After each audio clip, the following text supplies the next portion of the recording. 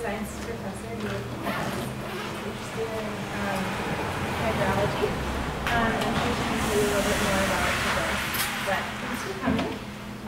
Well, thanks for having me, and I'm filling in as a pinch hitter for our department head, Julie Brigham-Grady. And if you had heard her give this talk, you would hear a lot more about mud cores and ice. And since I'm giving it, you're going to hear a little bit more about water, since that's what I study. I work with water resources and climate change as part of the extension program here at UMass, as well as and faculty of the geosciences department. And are any of you familiar with extension and what that is or does? No? Okay, so the basic premise is that it takes the ideas and research that are generated at the university and farms that out and distributes that out to the community at large. So hopefully it's the applied arm of research. So it's where the real impacts happen from all the lofty research that goes on at the university level. You guys seem warm. Should we turn that fan on? Can you hear me? Can you hear me if we turn the fan on? I can see Yeah, sure. Do you want to bring it up here and kind of aim it out? Aim it out. Sure. Yeah, right there would be awesome. Yeah, like right here. We just walked up right there. I know.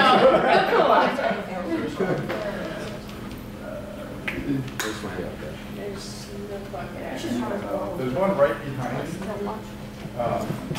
on that pillar, so I can get in there.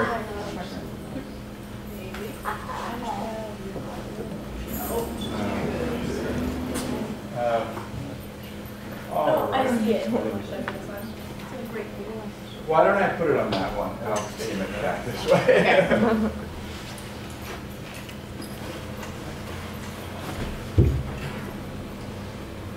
So how many of you know a little something about the climate system and why climate is changing? I refuse to believe that you're all that ignorant. All right. Iceberg. Oh, there's one. All right. We're going. Yes, iceberg. Good. So is there anything in this picture that stands out? There's icebergs, but also flowing water. Flowing water. It looks like kind of your typical forest that's probably not even a boreal forest, and yet there's this massive waterfall and this huge chunk of ice. Okay. And this is a shot for to give you a sense of New England climate and something that we want to think a lot about. And I'm not there are a few of you from Massachusetts, New England, and a couple from Queens West. One, two, okay. So the West has a really different scenario than the East Coast does. Do you know what's projected for the West? I mean, I'm not really the line from Texas, so it's not really. Southwest, Texas. What's projected for Texas? Hotter and drier. Yeah, it's hot, it's going to get hotter. It's dry, it's going to get drier. That's right. So, and for the Northeast, it's a mixed bag, but we'll get there. Say again? The South? So I'm from Florida, South Florida. I'm just gonna film. Yeah, we're gonna get like swallowed up. My home's gonna be like gone. As long as I get my cat out of there, I'll be I do have a picture of Florida for you. Here's a picture of Florida for you. And so this was our most recent hurricane, Sandy, or superstorm, or whatever. So here's the first pop quiz of the day. What does that have to do with climate change? You know, like the changing temperatures and climate change, like the cause of the stories of the difference in temperatures. Yes, and what you're trying to get at is a really complicated relationship between temperature, water, and storms, but the short answer is nothing. And the reason why, you're on the right track, I'll get back to that. The reason why is that climate and weather are not the same, right? So we have weather, which is any individual storm, even a big storm like a hurricane, day to day, week to week, any of those things that happen on short time scales, that's weather. What happens tomorrow, what happens this year, weather. Climate is those conditions averaged over 3 decades. So we're talking about really long-term trends. And it's a huge difference. And why is that important? When you go on the news and you listen to, oh, there's this massive snowstorm in the Northeast, what do you mean the planet's warming up? How could that happen? Well, this is how it can happen. So you have short-term variability. You have one really big cold storm, and then you have a really, really hot summer, and then you have some other cold winters, or you may have a really mild winter, and then you have a really, really, really hot summer. But what happens is, over time, the long-term climate trend is still going up, even if you have some very short variations and a lot of this short-term variability. All right, so where I'm going to go to talk to you about climate, and I mean for this to be an interactive discussion, so please stop me anytime if you want to stop and discuss something, we can do that. The only thing is that before we get to the end of the hour, I want to make sure to pull up the last slide because we have a list of websites and resources for you that I want to make sure that I get to. So we'll talk a little bit about the Earth's energy balance and how some of those things interact, how climate is changing and how we know. Does it matter? Who cares? It might be nice when we're a little cooler or a little warmer some places. And how does that affect the Northeast? I've cast this in a regional perspective, but I'll point out a couple of things that happen in other places. And then does it really apply to me? Or what can I do about it?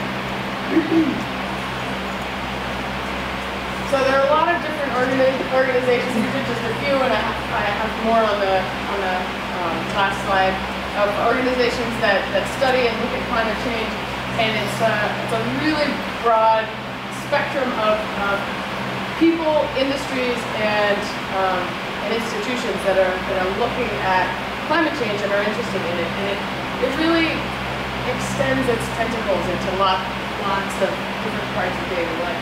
And this is one that you may or may not expect. The insurance industry is doing a lot of studying of climate change these days. Why is that? Well, they're the ones that are insuring all the things that we have, so if the weather's going to keep getting worse, they want to be able to kind of be a step ahead of it to be able to change their rates. Yeah, change their rates or decide how to insure things differently or decide what things are worth differently or whether or not we should build in floodplains or whether or not we should build down on the coast. They're very interested in that because they stand to lose a lot of money if they keep paying out claims in places where we really don't have a business having homes. So this is from the IPCC report in 2007, and that might seem like ancient history, but really the trends are all the same. You can just extend the graphs into the future and they continue on. But this was the report that definitively established a lot of the trends that we see even today. So IPCC, anybody know what that stands for?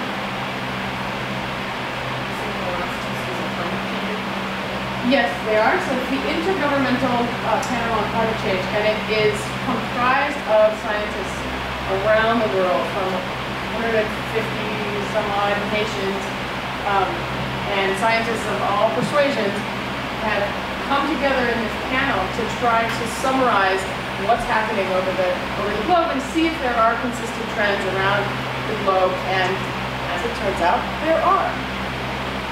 Some of those are the top panel, global average temperature over time. This is 1850 to 1900 is increasing.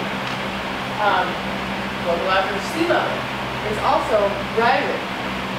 And snow cover in the northern hemisphere is dropping. So we measure some of these things. They're quantifiable, measurable, known quantities. And here's some more graphics to illustrate some of these things.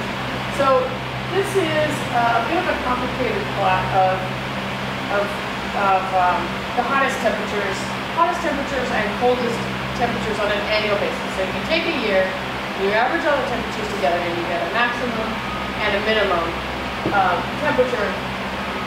And then you compare that to an average from 1961 to 1990. And then you rank all of the years in terms of its, let's see, so this is only the maximum. This is the maximum. Oh no, this is the total. So this is the total temperature range for any given year. So then the years are ranked from 1 to I think 50. This is the last 50 years. And there's a whole bunch of them that fall off the end of the plot, and I won't bore you with that because what's interesting is that here are the top 20. And if you look at these numbers, the here's the last one right there, 2011. Within the last 20 years, all of the last 20 years fall in that hottest rank period, which is to say that we're well out of the realm of, oh, we had a really hot year this year. Every single year is breaking a record as one of the hottest years on record. Or are they comparing it to the 1961 to the average of the state year that they're supposed to compare it to? Yeah, they just picked a benchmark just to compare it to something. You could compare it to the whole record, but if you compare it, so if you have temperatures that are going up over time, and you compare them all to this, take the average of this whole curve, you're going to find something here. You'll still get the same rank system, but the hottest ones won't pop out as much.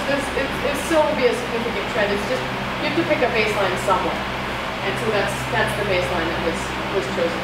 For the purposes of this display, it doesn't much matter what that baseline is. The point being that the hottest ranked years occur in the most recent years. But for purposes of comparison of how much warming, it is important which you choose for the given. So similarly, you can do the same thing for the oceans, and you can look at the sea surface temperature, and that goes to the generation of some of these big storms.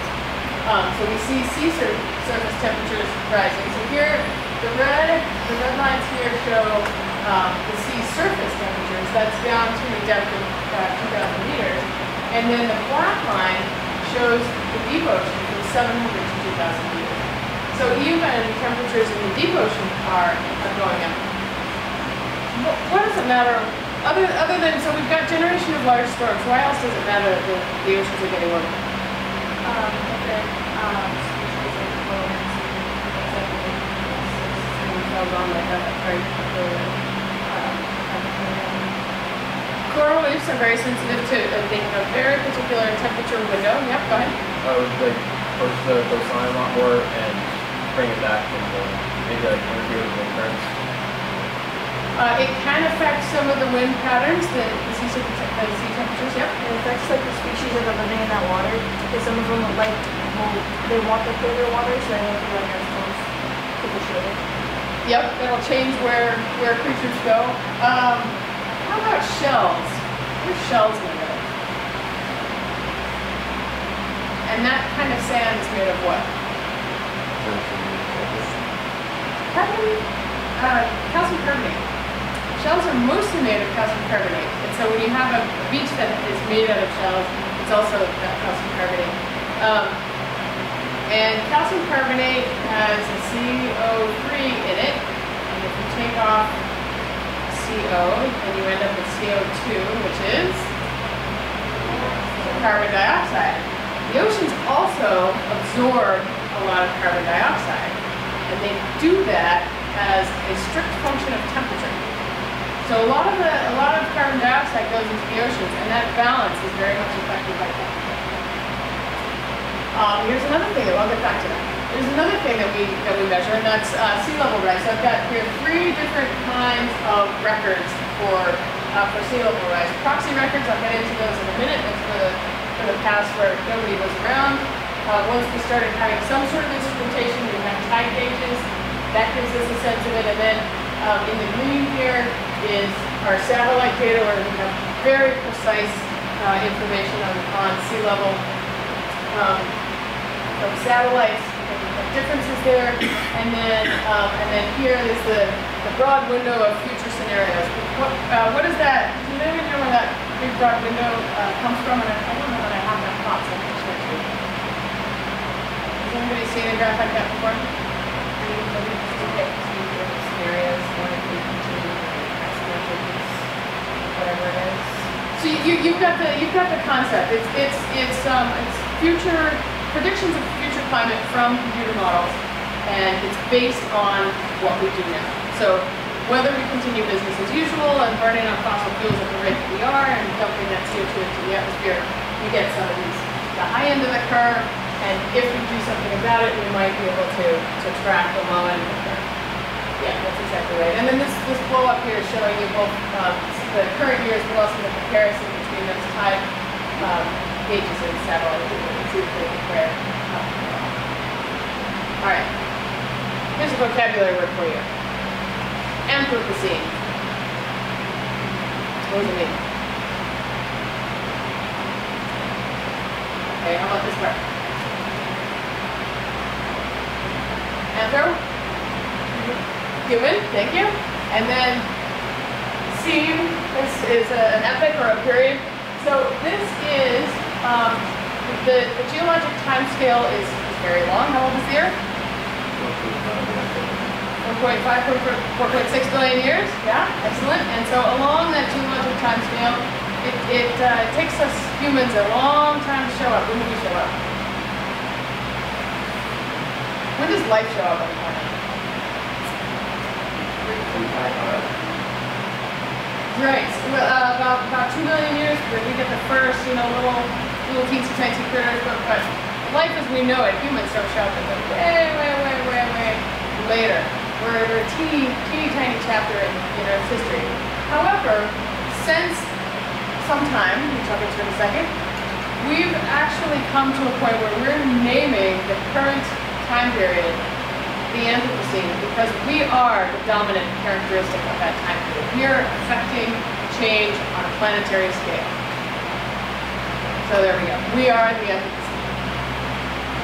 All right, let's talk about the energy balance of the Earth, and I'll come back to when the Anthropocene starts. So the basic principle is that you have of any kind of balance that you want to do is input minus output equals heat. So if you have more input than you have output of heat, or of energy, then you heat up the surface of the Earth. If you put out more energy than you take in, you'll cool the surface of the Earth. And actually, Earth has gone through cycles where it's been totally covered over with ice and where it's been totally free of ice. But suffice it to say that this is the basic balance of how that's calculated. And it's a little bit more complicated than that, but the basic premise, you have 342 watts per meter coming in from the sun, blasting the surface of the Earth. That energy bounces around in various ways. Some of it is reflected off the surface, some of it is reflected off the clouds. Does anybody know what reflectance, what's the term that describes the reflectance of something?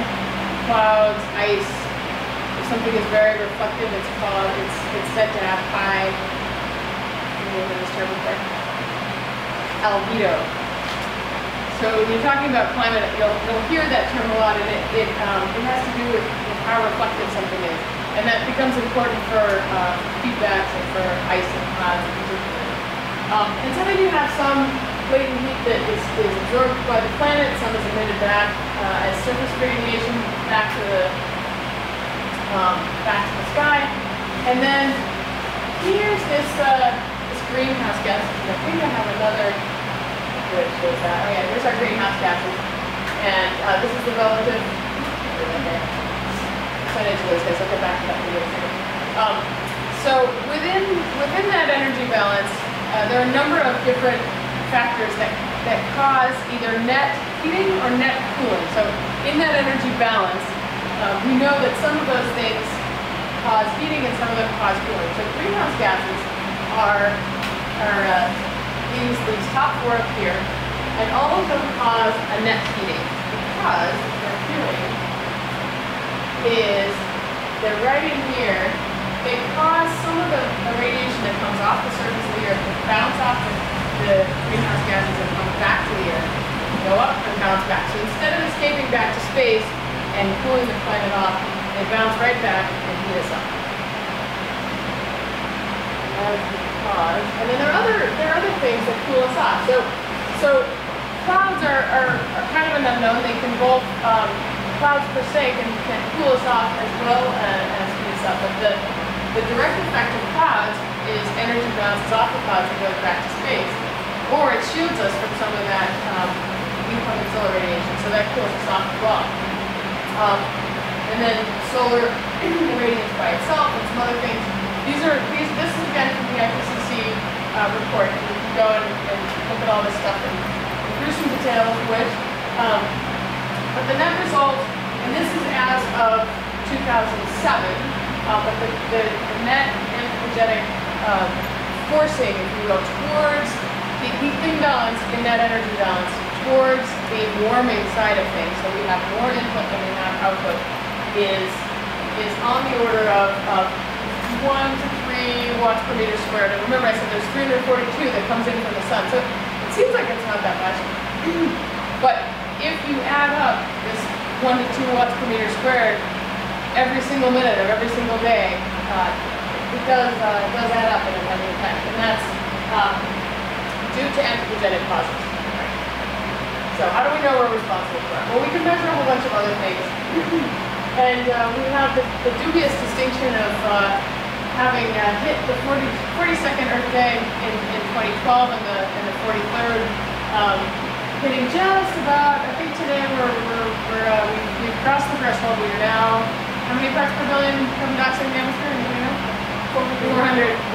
We hit the 400 mark. Yes, we have. So we started measuring this at the Mauna Loa Observatory at Scripps. This is way back in 1959, I think it was. And so what's with the wiggles? Does anybody know what that's about? And here in the Northeast, we have a lot to do with those wiggles. Going up and down. Say again? It is a fluctuation, and it happens on an annual basis. So you have, it goes up in, see if I get this right. It goes up in the winter time, and down in the summertime, and up in the winter time. Yeah, right? Just like the seasonal changes. It is a seasonal change. Who uses carbon dioxide? Bees. So it turns out that the distribution of vegetation around the planet is not even. There's a lot more forested area in the northern hemisphere. So when the northern hemisphere is sucking up CO2, the global CO2 levels go down. And when all those trees shut off for the winter, CO2 levels go up.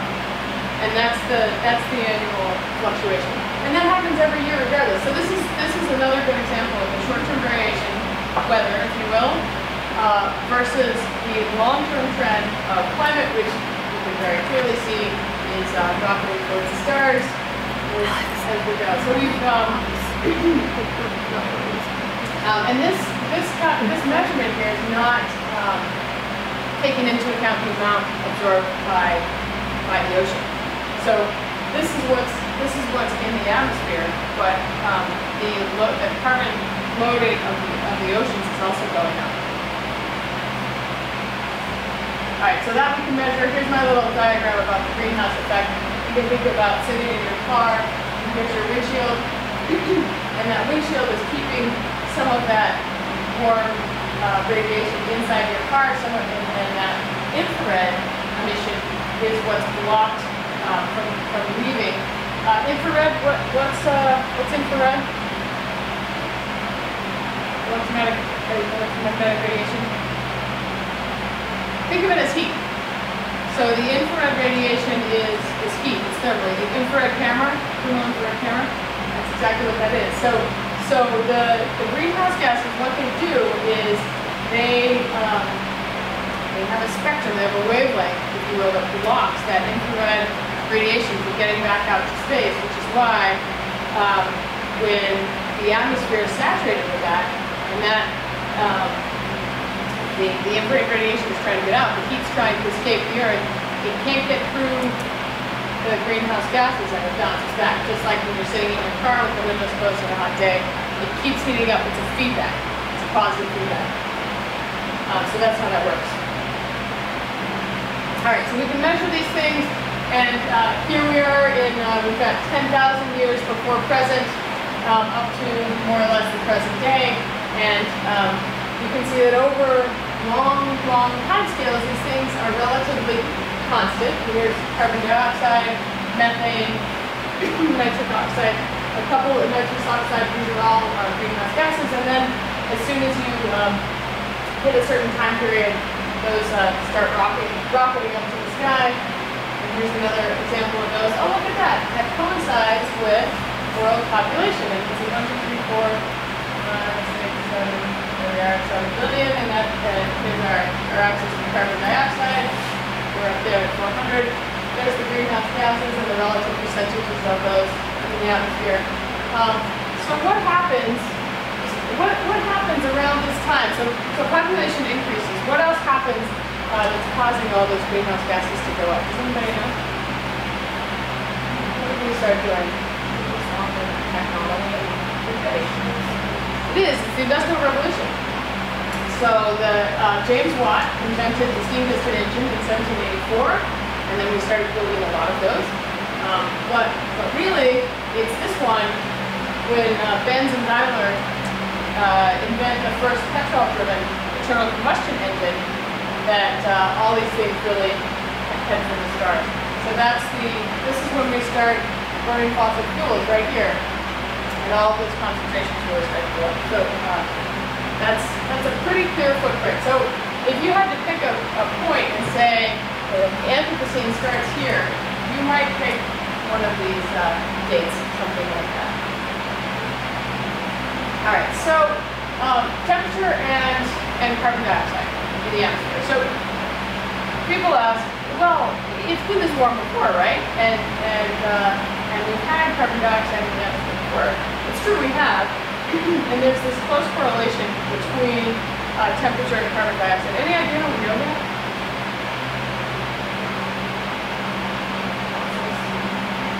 Fossils. So fossils is one way. I mean, we have the instrumental record, but one of the things that we know is that, so I told you about shells, right? So shells form at a certain temperature. They precipitate out calcium carbonate at a particular temperature in the ocean. And there's certain ocean critters that form on the sea surface at certain temperatures. And we've been able to establish in the present day in different temperature waters what those, which critter lives in which temperature, and they have very specific environments where they survive. And so we can go back and construct these records in time. So there are a number of different proxies for doing that. But suffice it to say that the temperature matches the carbon dioxide record closely enough that we're going to use it as a proxy to go back in time, further back in time than we can really measure. So here we are, there's that core again. So here we are, this is carbon dioxide from bubbles in an ice core in Vostok, which is in Antarctica. And so they take an ice core, they gather the gases out of the bubbles in the ice that are trapped in the ice, and then measure the carbon dioxide in it, and we use that as a proxy to determine past temperature. So here we are, there's that same record. We go back 400,000 years before today, and here we are. Let's see, this one's plotted in, we have carbon dioxide in blue, and we have methane in red. And then today,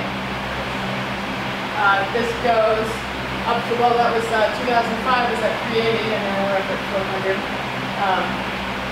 This is our just a reminder to tell you about the hockey stick. So this is sort of the proverbial climate hockey stick drawing, where you compile a bunch of data that goes way back in time and see that things, although they fluctuate and they go up and down, we are way off the charts at this point. So here we are, this is the hockey stick, and I point that out because a couple of our scientists here from UMass were responsible for generating that first graph and really bringing to light the fact that humans are responsible for this change, and that it's us. And so here's a cartoon that kind of illustrates that. And these are a couple of books that are written by these guys detailing some of their experiences in publishing this research to really unpopular public opinion about it. And so they both have been hassled quite a bit personally as well as professionally, despite the fact that they're just publishing what they see in terms of their science research. So Ray Bradley is here on campus. Mike Mann was here on campus when they published that paper and is now off at Penn State. But if you're interested, it's good reading. All right, so just to kind of bring that around full circle. So we know this about climate. So this shouldn't always have hurricanes. They come along in the Atlantic, they follow up the Gulf Stream, and they find their way up the coast, or they go wherever they go. But now the air is warmer. So the same hurricane and the same number of hurricanes hold more water, which means they can drop more water, which could mean more flooding. So you could have the same size storm, the same number of storms, and have a lot more damage just because it holds more water, full stop. And then there's a huge list of things that sort of feedback. Oh, this is just an example of some of the sea level data.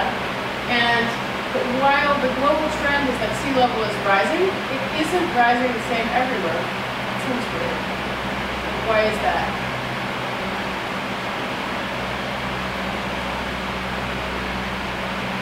Look at the Baltic. There's a lot of variation in it. Goes up and down a lot. It's kind of flat. Look at the Northeast Atlantic. It's tropic. Why is that? So we talked about we had a mile of ice sitting on top of us, right? If your little brother comes and he sits on you and then he's squashing you and he's finished and then all of a sudden he gets off, what do you feel like? Kind of pop back up, right? That's what's happening to the coast. So the coast is actually was the crust, the continental crust was actually depressed. It was actually squished down into the mantle a little bit by that massive chunk of ice. That always weighs something. And so as soon as that ice retreated, slowly that continent is bouncing back and lifting back up. So that's some of it. So if you're measuring at some, oh wait, that's the other one. No, it's worse than that. Take it back. So depending on where you're measuring, you can have more dramatic effects from, there's a couple of reasons why we have sea level rise. And here are two of the principal reasons. So there are two reasons why sea level is going up. One of them is if you melt the ice cubes and the volume of ice is smaller than the volume of the water. And so sea level goes up. You melt the ice, sea level goes up. So some of that ice was stored up on land, and so that's increasing the volume of water in the ocean. But with the increased temperature, that water also expands. We have water at the deepest depths expanding, we have water up at the top expanding. So all of that helps raise sea level as well. So thermal expansion and pure volume is causing water to sea level. So this is another kind of interesting thing. So we also, I'm sure you've heard that glaciers are retreating. This is an example of ice melting. And so here's the Ilulissat Glacier. Has anybody seen Chasing Ice? Oh, it's a really, really terrific film. I recommend you see it if you get a chance. But suffice it to say that we've done some measuring over the years of where the calving phase, where the front of the glacier is over time. And so we knew that this glacier in Greenland was right here in the H2. And that by 2001, it had, so in 100 years, it had gone back some distance. Let's say that's, I think it's about 5 kilometers or something. And then, boom, in the next 10 years, we go back that exact same distance. What does that say to you? Glaciers are melting, yeah, I got that. But wait, we just went the same distance in 10 years that we've gone in the previous 100.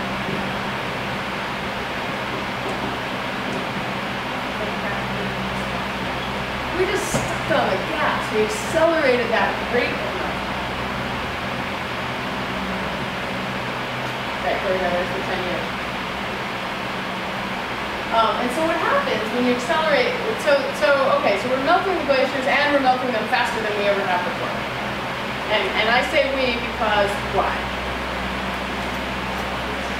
Because that anthropogenic effect of our footprint on the climate is now and it's felt, and we're responsible for it. Alright, so one of the other cool things that we can do with satellites is we can actually see ice moving. We can pick some points and we can difference images from satellites and we can see how fast the ice is moving. So this plot here, this is Greenland. Does anybody recognize that Greenland? You know, you don't often see, you usually see Greenland projected on a map and it looks like this, you know, weird spidery thing because it's all out of proportion. This is actually looking at it as if you were to see it from the air straight down. This is the real shape of Greenland. And these pink and purple blue shapes on the sides, they kind of look like rivers or tributaries. This whole plot is ice, and it's ice on the surface of Greenland, and it's a plot of the speed of the ice. So near the coast, where the ice is melting, it forms these ice streams or glaciers, but they're called ice streams when they move at a terrifically fast pace, and I mean fast in geologic terms, but they're quite fast. So as these are melting, they speed up, and we can quantify that. We see how fast that goes. The two biggest ice sheets on our planet are where? Antarctica and Greenland on the poles, right? And if we were to melt all of Antarctica and all of Greenland, how much sea level rise would that be? A lot. We're talking 40, 50 meters maybe? It's huge. And there's about 7 meters of sea level rise in Greenland alone. Greenland is not at the pole, so that's worrisome because it's, you sort of expect that the poles would be colder, and that the further towards the equator you go, the warmer things get. And so Greenland is not on the pole. It's down about 30 degrees, it's off a little bit. All right, so that's about 7 meters of sea level rise if we use Greenland. West Antarctic ice sheet is another 4 meters, and the East Antarctic ice sheet is another about 30 meters or so. And some of those are sort of vulnerable. There's some complicated ice dynamics that it's not a linear system. It's not just we keep melting the ice and sea level goes up slowly. There are actually some tipping points. And so it's kind of like, you break down the dam, whoosh, and that happens for some of the ice melting. All right, here we go. So this is a nice illustration of another thing that happens along the coast. We're about to get to Florida, and then I'm going to give you guys some websites to look at. So here you have the coast. You have your nice ocean view hotel sitting on the coast. You have, what is this guy? A sand dune. Sand dunes are handy. What do? They protect you from the breakers. That's right. So in a natural system, you have a sand dune, and then you have your beach, and these are all very specific beach forms that are in a natural system. There's our coastline, there's some dunes, sea level. All right, now we raise sea level just a little bit, and the dune moves back, and now here's our new coastline. So slowly but surely, that those move around, and the trail of dunes kind of moves around in the natural system, but now I've got that house in the way, and that hotel in the way. But even just a tiny rise, see, I didn't raise my sea level very much, but it could translate into a pretty big retreat of that shoreline. All right, so then if we have a bigger sea level rise, and more retreat, then we have marsh and tidal lagoons, and the coastal profile generally in a natural system will sort of maintain its shape, but it'll just kind of shift backward. But if I've got a bunch of structures there, I can't move forward. And so the only thing I'm going to do is remove the sediment from in front of those structures, because the sediment wants to move back.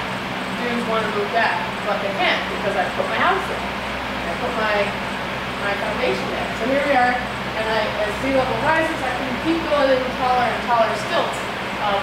But I've got a problem because I'm losing the sediment that's forming it. So here, I love this photo.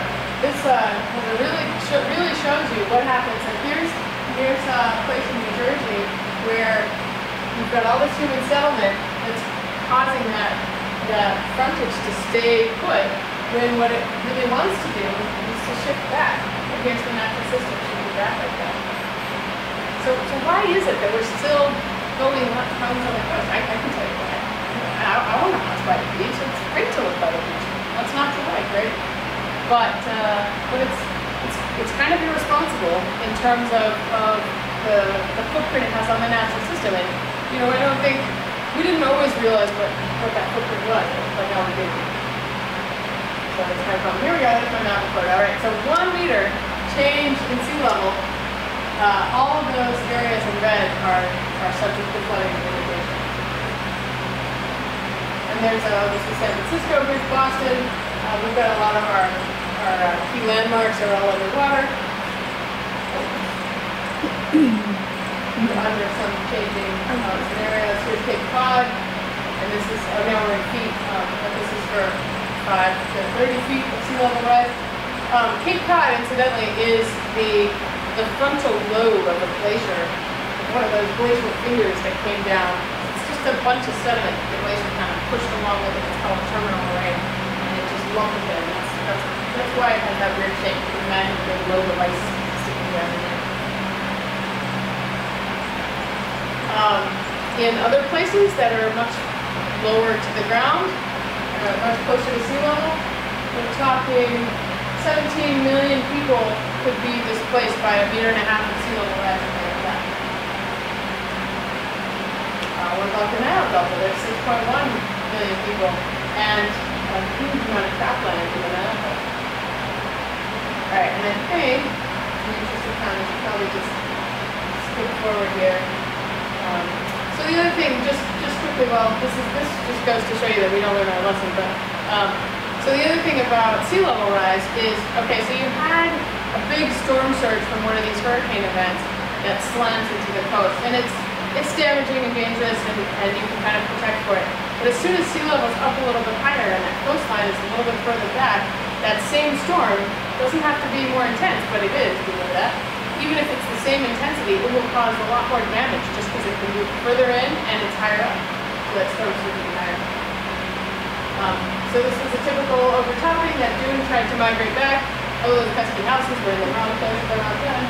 There they go. And Sandy, we saw the same thing. This is the Rockaways area of New York. And so the climate change effect there is we stabilize that bank, we started that dune feature, we started a sediment, and here comes a large, more intense storm, and surprise, surprise, we get them. Well, not a surprise, it's a good idea. Right, and yet, you know, we still, the insurance industry is pulling out of insurance a lot of these properties, and yet the federal government still is, but I think they're rethinking that, and should be rethinking it.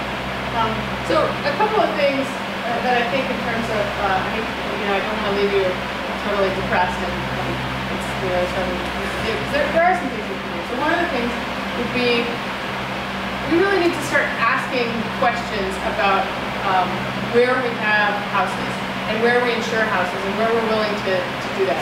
And encourage in whatever way possible. And I don't know what the best way to do this is, but I'm kind of working on it. To encourage people to move someplace else and get our infrastructure and get our houses out of the way, out of harm's way, out of the way of the big storms, away from the coast, so the coast can have their kind of natural migration. This is a no-brainer, guys. If we have the motor for the elevator and for all the infrastructure, for the pumps in the basement of the building, well below sea level, we're setting ourselves up for trouble. That's an easy fix. Any building can take those pumps, take those generators, put them up on the second floor, the third floor. It doesn't have to be the roof, but just move them up so that they're above sea level. This is a no-brainer. This is New York City in Sandy. It was a total blackout. You can see this is the local subway system underwater. It took them days to pump all that water out of there. Maybe we're stuck with that, but let's not have the generators in the basement. Alright, okay, so northeast, the short story in the northeast is that it gets warmer and wetter, and sorry, we have some landslides. Hurricane Irene, I'm not going to do work here for that, that's a big landslide on here too, and that's where the sediment ended up Long Island Sound, that was a Connecticut river, this is Vermont, got really hammered in Irene. But ultimately, the adaptation and the planning are local. And the problem is global. Emissions have to be controlled on a global level. China's not going to stop building coal plants until we start dealing with our climate emissions, or our emissions problems. But that might be bigger than any one of us could tackle, but not bigger than all of us could tackle. But ultimately, that the local adaptations, whether we choose to have that house on the coast or whether we move inland, that's on a local level. And the resilience, what kind of community networks do we set up so that on these the full week of 100-degree days, we go talk to our older neighbors and say, hey, are you okay? You want to come over? I'm going to come dip in my pool, cool off. That kind of resilience is really important. And those networks, just local neighborhood scale networks, are really, really, really important to resilience to climate change. Believe it or not, that's some of the defining factors of what communities are able to weather these storms. All right, so here we go. So I've got up here a bunch of places where you can go to get really good climate information and really good climate data. And so that would be the IPCC is kind of the gold standard. And what I like about the IPCC is that it's international, it's very broad, and there's a huge degree of consensus. They have all these different reports and executive summaries if you don't want to read the whole thing.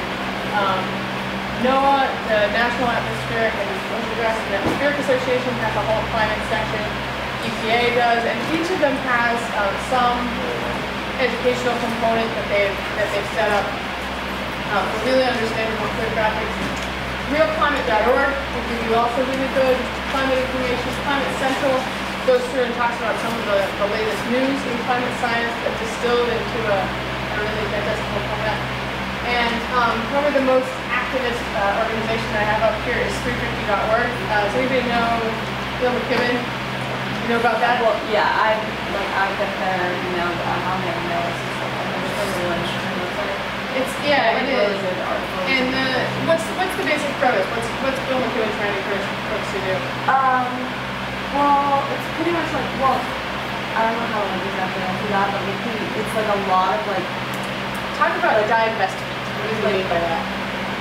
I'm not sure. Okay. He has like a lot of like peaceful protests though, like he's like, yeah, a lot. He has like, I know I'm on the email list for like, so there's 350 groups for like different states, and I'm on the Massachusetts state list, and I'll get like emails about like courses on like leadership and like how like you can like go about like training people to like be more sustainable and things like that.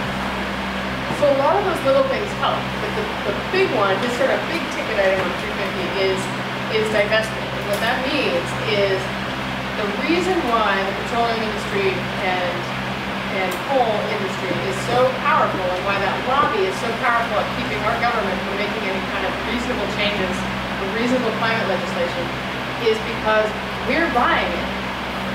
They have huge financial incentive to keep doing what they're doing.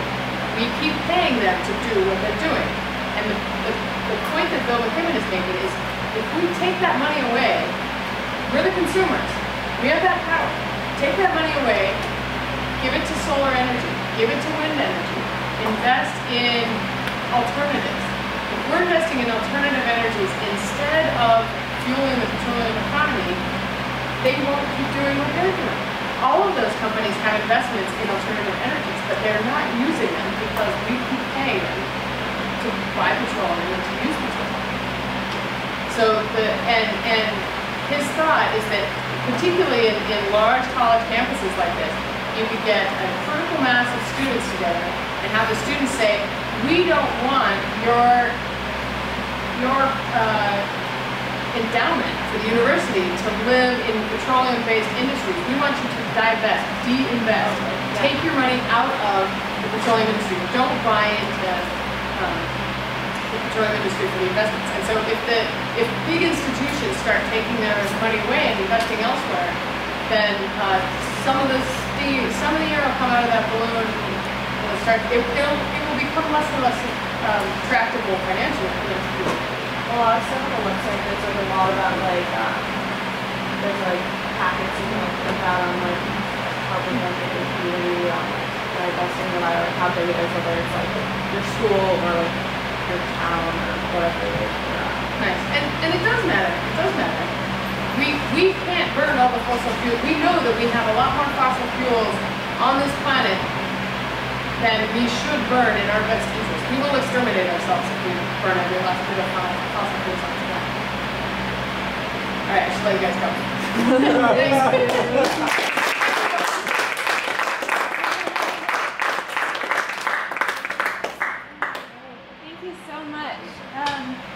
we'll take a 5-minute break, and then we'll meet back like over in this area for our next activity. I don't know if you have time to like stick around. Yeah, I can and hang out. Specific questions Sure. or whatever. But aim for 10:15. We're back. Okay. Can